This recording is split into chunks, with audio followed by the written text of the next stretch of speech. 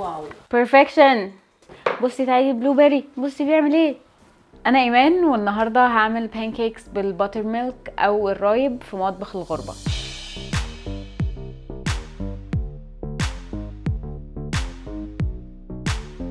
هقطع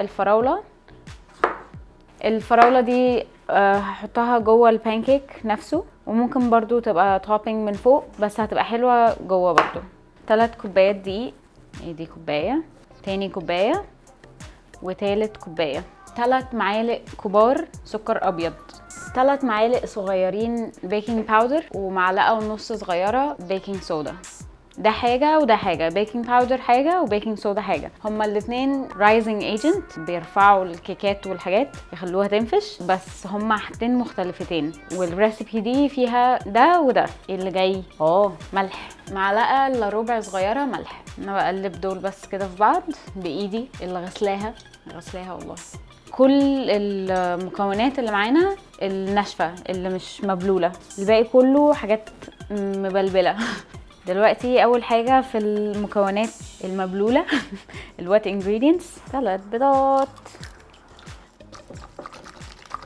نص كوبايه لبن عادي اللي هو الحليب العادي جدا كامل الدسم، طبعا مش وقته خالص نعمل خالي دسم دلوقتي. الرايب هنا اسمه باتر ميلك، انا مش متاكده بصراحه الباتر ميلك مختلف عن الرايب ولا زيه بالظبط. تقريبا ان الرايب متخمر بطريقه مختلفه شويه، المهم مش فارقه. عملته بالباتر ميلك وعملته بالرايب والاتنين طلعوا حلوين قوي. كوبايتين، لا هما 3 كوبايات رايب، دي الكوبايه الثالثه. هقلب بالراحه، مش عايزه اقلب كتير عشان مش عايزه يعمل فقاقيع او بابلز. دي حوالي تلت كوباية زبدة سايحة. الزبدة السايحة سبتها تبرد علشان لو نزلت زبدة لسه سايحة حالا هتطبخ لنا البيض، واحنا مش عايزين البيض مطبوخ. دي اختياري، بحب احط قشر اي حاجة، ممكن قشر ليمون، قشر برتقان. دي قشرة برتقان بدمه شوية بس كده. بالراحة هحط مكونات السايلة، مش مبلولة، مكونات السايلة، ده اللي انا كنت بحاول اقوله، مش مبلولة، ماشي، مكونات سايلة. هحطها في الكهف اللي انا عملته ده. لما انا بوظت الريسيبي دي في حياتي، وانا بوظتها كتير كان بيبقى بسبب الخطوه دي. ايه اهم حاجه؟ ان انا هقلب المكونات السايله والمكونات الناشفه يدخلوا في بعض، مش هقعد اقلب يعني اموتهم من الضرب، وبمعلقه مش بويسك. فبالراحه كده هاخد من تحت اطلع لفوق، ده اللي بيسموه فولدنج. عادي جدا ان يبقى فيه كتل، شويه كتل، ده عادي. انا بس هسيب الخليط ده شويه وكل حاجه هتدخل في بعضها. ان يبقى فيه كتل من الدقيق احسن ما يبقى الدنيا صايصه مننا خالص. اوكي، انا هديت النار شويه زبده، النار هاديه يعني ما بين المتوسطه والهاديه خالص، مش كتير، اللي هو medium low and slow، زي الساندوتش، زي ما قلت في الساندوتش بالظبط. نص كوبايه، دي كبشه بلو بيري. انا ما بحبش يبقى شكلهم بيرفكت دوريه بيرفكت كده، بحس ان انا باكل بانكيكس ماكدونالدز لما بتطلع دوريه مظبوطه قوي كده.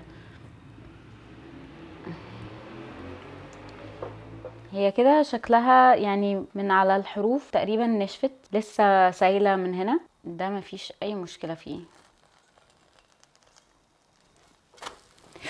واو بيرفكشن.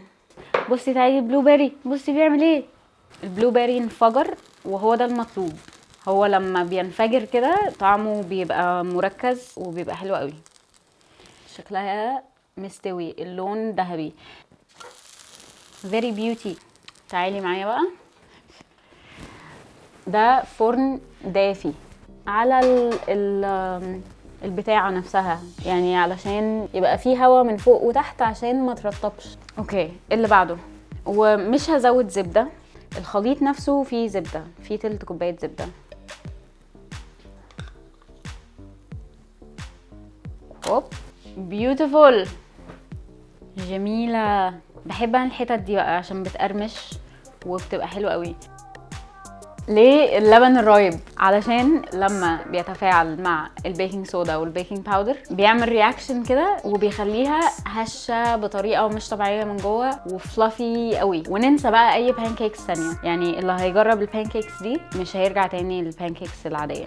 اي بني ادم طبيعي هيحط عليها ميبل سيرب. ممكن نحط برضو سكر باودر، بس انا كايمان انا بحط كوندنسد ميلك اللي هو اللبن المكثف.